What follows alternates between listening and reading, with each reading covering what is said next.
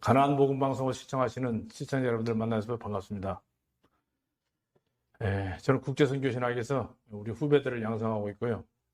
성경 바로 알리고 운동본부를 주님의 은혜 가운데서 잘 진행하고 있는 김종진 교수입니다. 오늘은 여러분 잘 아시는 열왕기하 5장 나만 장군의 구원에 대해서 같이 한번 생각해 보겠습니다. 제가 한 절만 읽겠습니다. 5장 14절 말씀을 제가 봉독에 올리겠습니다. 나만이 이에 내려가서 하나님의 사람의 말대로 요단강에 7번 몸을 잠그니 그의 살이 어린 아이의 살같이 회복되어 깨끗하게 되었더라는 말씀을 중심으로 해서 같이 은혜 나누기를 원합니다. 세상에 많은 사람들이 불평하기를 뭐라고 하냐면 하나님은 사랑의 하나님인데 왜 사람들을 지옥에 보내느냐고 반문한 분이 굉장히 많습니다. 그러나 그건 아주 잘못 알고 계신 겁니다. 역사 이래 하나님은 단 한 사람도 지옥에 보낸 적이 없습니다. 이 말씀하면 여러분들 의아하실지 모르겠지만 그럼 왜 지옥을 가느냐? 이렇게 한번 생각해 보시면 됩니다. 어떤 사람이 죄를 범해서 법원에서 판사가 죄가 있다고 판결이 되면 그 사람은 감옥살이를 해야 됩니다. 그러면 그 사람이 감옥에 간 이유가 판사가 보낸 겁니까? 본인이 가지고 있는 죄 때문에 간 겁니까? 한번 생각해 보시면 압니다. 분명히 판사가 감옥에 보낸 것은 아닙니다. 그 사람의 죄가 있다고 판결되었기 때문에 그 죄 때문에 지옥에 가게 된 겁니다. 감옥에 가게 된 겁니다. 마찬가지로 하나님은 한 번도 지옥에 사람을 보낸 적이 없습니다. 사람이 지옥에 가는 이유는 본인이 가지고 있는 죄 문제를 해결하지 못해서 지옥에 가게 됩니다.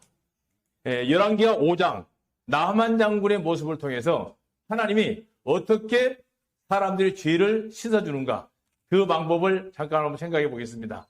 여러분 잘 아시는 대로 나만이라는 사람이 있습니다. 나만이 누굽니까? 나만이라는 사람은 훌륭한 군대 장관입니다. 아마 우리나라로 말하면 현재 참모총장 정도 될 수 있는 아주 훌륭한 장군입니다. 자, 이 기록을 왜 성경에 기록을 해놨을까 생각해 봅니다. 이 나만 장군은 오늘 보니까 문둥병자입니다. 이 문둥병자라는 것은 내위기에 보면 죄인으로 취급을 하고 있습니다. 죄인을 얘기할 때 문둥병, 다시 한번 진박해서 생활한 겁니다. 오늘 여러분 아시는 열왕기하 5장은 전체적인 핵심은 뭐냐면 나만 장군이 요단강가에 가서 문둥병이 치료된 내용입니다.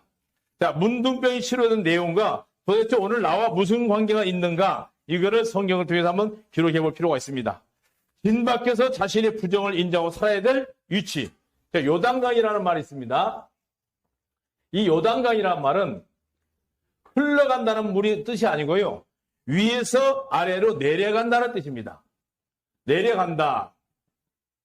내려간다는 뜻을 가지고 있는 게 요단강입니다.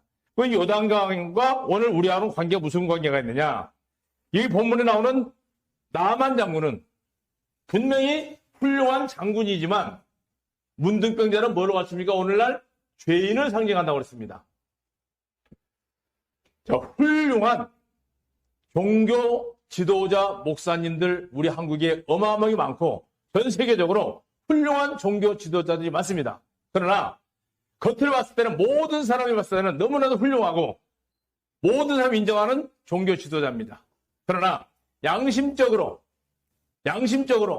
본인의 죄 문제를 깨끗하게 해결받으신 과연 훌륭한 목회자들은 몇 분이나 되실지 아마 이 방송을 듣고 계신 여러분들도 한번 생각해 보실 필요가 있습니다. 하나님 앞에서 내 양심에 꺼리낌 없이 모든 죄가 사함 받았나니냐. 홀이라도 남김없이 다 받기 전에는 결코 지옥에서 면할 길이 없다고 그랬습니다. 그렇다면 오늘 이 말씀을 통해서 어떻게 우리의 죄가 사함받아지는가 그 내용을 잠시 좀 살펴보도록 하겠습니다. 요단강이라는 뜻은 내려간다, 자신을 모두 내려버린다 이런 뜻이랍니다. 그렇다고 하면 오늘 이 나만 장군이 문둥병자가 치료가 되게 된 동기가 있습니다. 그 동기가 보면은 본문 2절에 3절에 보면 나만 장군이 전쟁에서 이스라엘 여자 하나를 포로로 잡아왔던 여자가 하나 있었습니다. 본문에서는 소녀라고 표현합니다. 소녀. 이 소녀 말 한마디에 뭐라고 쓰느냐? 우리 주인이 사마리아에 계신 선지자 앞에 계셨으면 그가 그 나병을 고칠 수 있겠습니다. 라는 그 말 한마디에 위력이 나아만 장군을 치료한 겁니다. 바로 겨자씨만한 믿음만 있으면 이 산을 들어서 저를 옮긴다고 그랬는데 산을 옮기라는 얘기 아니고 산더미처럼 쌓여있는 내 마음속의 죄도 내 마음에 겨자씨만한 말 한마디 믿음만 있으면 이 어마어마한 죄가 사함받는 그런 뜻입니다. 장군에서 반드시 문둥병자로 바뀌어야 되듯이 내 자신이 훌륭한 목사님, 권사님, 장로님 이런 모든 타이틀을 내려놓고 하나님 앞에 본인은 어쩔 수 없는 죄인이라는 것을 시인하지 않으면 절대로 구원을 받을 수가 없습니다. 왜? 예수님께서 이 땅에 오신 목적은 죄인을 구원하러 오셨지 의인을 구원하러 오신 분이 아닙니다. 그렇다면 어디까지 내려가느냐? 요단강에서 7번 완벽하게 자기 자신이 죄인인 것을 시인할 때, 본인이 죄인인 것을 시인할 때 드디어 구원이 이루어질 수가 있습니다. 철저한 죄인임을 시인해야 됩니다. 하나님 앞에서 본인의 신분이 죄인이어야 됩니다. 장군이 아니고 죄인으로 문둥병자로 자기가 시인했을 때 이 사람이 문둥병에 치료되는 장면을 우리는 전체적으로 볼 수가 있습니다. 그렇다고 하면은 여기에서 왜 하필이면 요단강이냐? 다른 강도 훌륭한 강도 굉장히 많을 텐데 라고 의문할 수가 있습니다. 나만 장군이 그랬으니까요. 그렇다면 이스라엘이라고 하는 조그마한 나라, 우리나라의 강원도 정도밖에 안 되는 이 조그마한 나라에 오늘은 지도를 잠깐 한번 살펴보겠습니다. 아마 여러분 잘 아시는 대로 중국의 지도를 보면 장딱처럼 생겼습니다. 장딱의 모습은 다음에 기회 가시면 말씀드리겠습니다만 오늘은 왜 예수님이 이스라엘에 오셔서 요단강을 통해서 구원의 역사를 이루어 주시는 걸 잠깐 한번 생각해 보겠습니다. 아마 여러분 성경책을 갖고 계시면 성경책 뒷면에 보면 이스라엘의 지도가 나옵니다. 그 지도를 맨 위에 보면 아마 여러분 많이 들었을 거예요.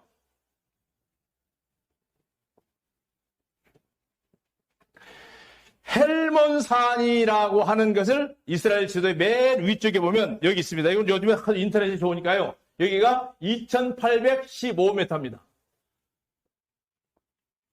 아마 이스라엘에 가보신 분들은 굉장히 고지대라는 걸 알 겁니다. 2815m의 산이, 이 산은 1년 360일 여기서 뭡니까? 얼음이 녹아서 흘러내리면 물이 나옵니다. 이 물이 성경에서 말하는 하나님의 말씀입니다. 네. 이 말씀이 흘러나와서 가는 곳이 아마 이스라엘 가보신 분, 칠판이 적으니까 좀 이해를 해주시기 바랍니다. 물이 흘러서 가는 곳이 어디냐면 강이 하나 있습니다. 강도 있고, 호수가 하나 있어요.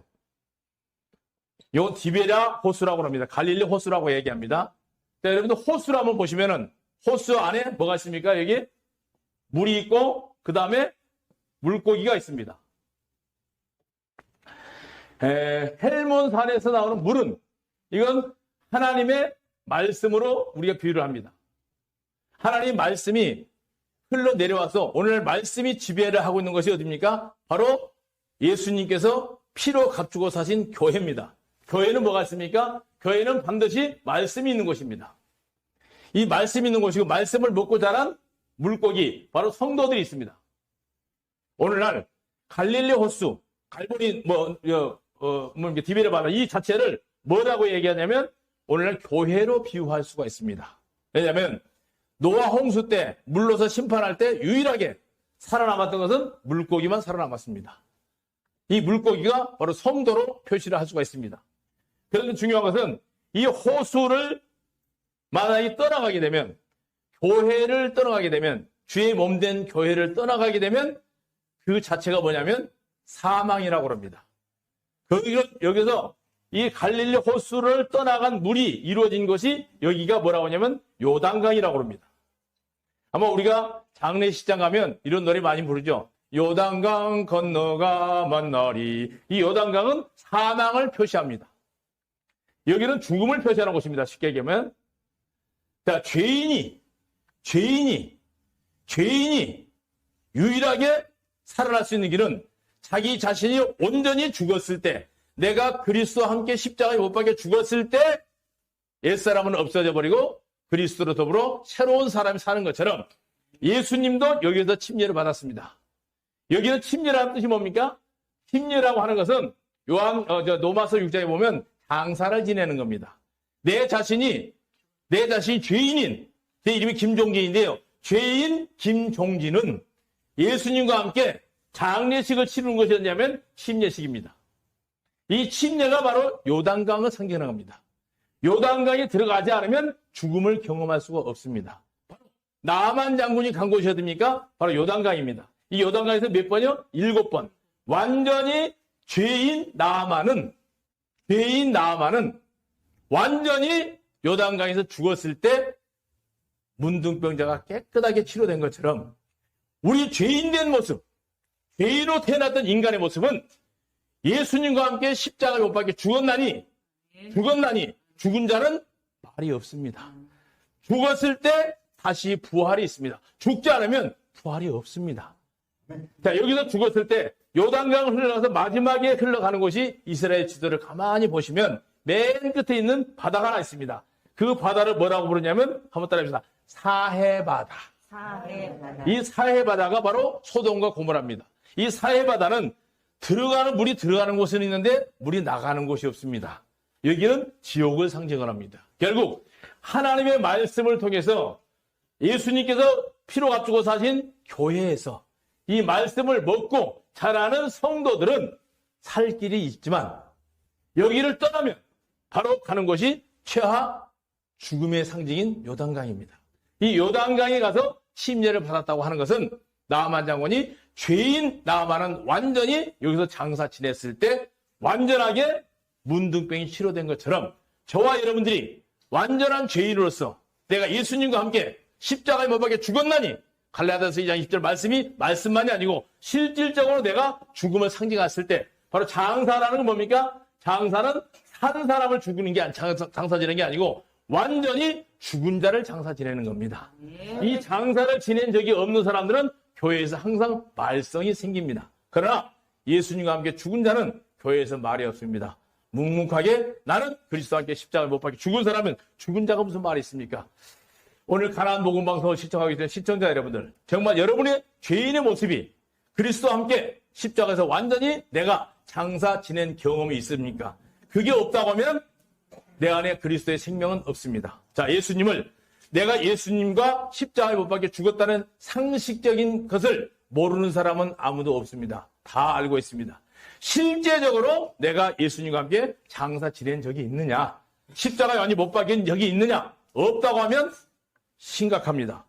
그분의 결론은 지옥입니다. 내가 완전하게 주님과 함께 죽은 경험이 있고 다시 예수님 이름으로 부활하신 경험이 있다고 하면 그분은 천국 백성으로 주님으로부터 환영받을 수가 있고 이 땅에 사는 동안에 그분의 말 한마디 한마디가 바로 복음입니다. 왜? 죽은 경험이 없으면 이론입니다. 모쪼록 가나안 복음 방송 시청하시는 시청자 여러분들은 이론이 아니고 실제적으로 내가 나아만 장군처럼 가나안의 요단강에 완전히 장사 지내서 주님으로부터 새롭게 거듭나는 역사가 여러분 생에 있어서 여러분 삶을 통해서 많은 사람들이 주님으로 돌아오고 복음을 전할 수 있는 복음의 사역자들이 다 되시기를 주님 이름으로 부탁을 드리겠습니다. 감사합니다.